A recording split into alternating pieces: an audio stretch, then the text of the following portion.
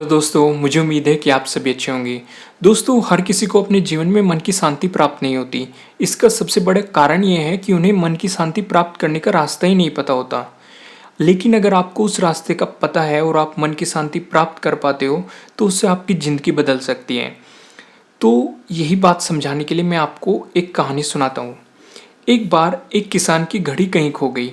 वैसे तो घड़ी बहुत ही कीमती नहीं थी, पर किसान उससे भावात्मक रूप से जुड़ा हुआ था। यानी कि जैसे हम किसी चीज़ से अटैचमेंट कर लेते हैं, उस तरीके से उस किसान का उस घड़ी के साथ काफ़ी अटैचमेंट था और वो उस घड़ी को किसी भी तरीके से वापस पाना चाहता था। उसने खुद भी घड़ी खोजने का बहुत प्रयास किया। कभी कमरे में खोजता तो कभी खेतों में खोजता, पर कभी अनाज के ढेर में खोजता, पर उसकी तमाम कोशिशों के बाद भी उसे घड़ी नहीं मिली। तो उसने निश्चय किया कि वो इस काम में अपने बच्चों की भी मदद लेगा और उसने सभी को आवाज़ लगाई। तो उसने बच्चों से कहा कि तुम में से जो कोई भी मेरी खोई हुई घड़ी लाकर मुझे देगा, मैं उसे इनाम के रूप में 100 रुपये दूंगा।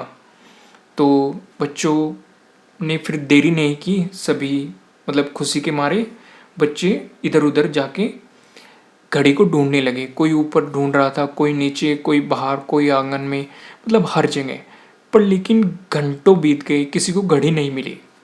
अब लगभग सभी बच्चे हार मान चुके थे और किसान को भी यही लग रहा था कि अब घड़ी नहीं मिलेगी, मैं उसे खो चुका हूँ। तो तभी उन लड़कों में से एक लड़का किसान के पास आया और बोला कि पिताजी मुझे मौका दीजिए, इस बार मैं ये काम अकेले ही करूँगा और आपको घड़ी लाकर दे दूँगा। तो किसान ने सोचा कि चलो ठीक है, ट्राई कर लेते हैं। उसने सोचा मन में कि मुझे तो घड़ी चाहिए, कैसे भी मिल जाए। उसने तुरंत हाँ कर दी उस बच्चे को।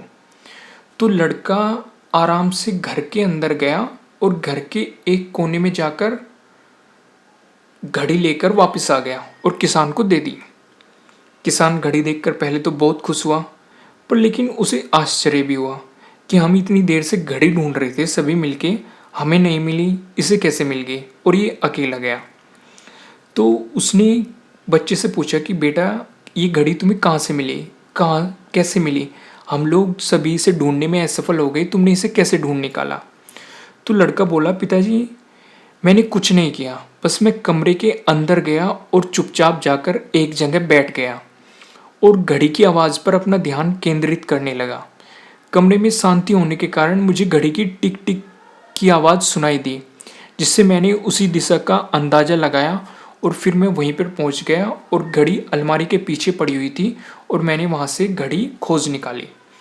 तो दोस्तों इस कहानी से मैं आपको यही समझाना चाहता हूँ, जिस तरह कमरे में शांति थी और घड़ी की टिक टिक की आवाज़ उस बच्चे को सुन पाई और उसी टिक टिक की आवाज़ से वो घड़ी को ढूंढने में मददगार साबित हो पाए, उसी प्रकार मन की शांति हमें लाइफ की ज़रूरी चीज़ें समझने में बहुत हेल्प करती हैं।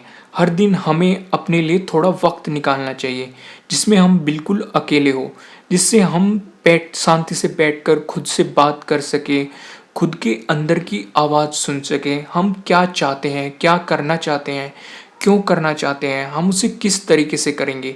अगर हम ये सभी आवाज़ें अपने अंदर से सुन सके और उनके जवाब जान सके, तभी हम लाइफ को और अच्छे ढंग से जी पाएंगे और अपने हर सपने को पूरा कर पाएंगे। तो दोस्तों मुझे उम्मीद है कि आपको ये वीडियो अच्छी लगी होगी और अगर अच्छी लगी है तो इसे लाइक ज़रूर कीजिएगा और अगर आप हमारे चैनल पर नए हैं तो सब्सक्राइब करना बिल्कुल मत भूलिएगा। और अगर आप चाहते हैं कि वीडियो किसी और के काम भी आए तो आप इसे शेयर भी कर सकते हैं। और आपको ये वीडियो कैसी लगी कमेंट के थ्रू मुझे बताना बिल्कुल मत भूलिएगा। Thank you.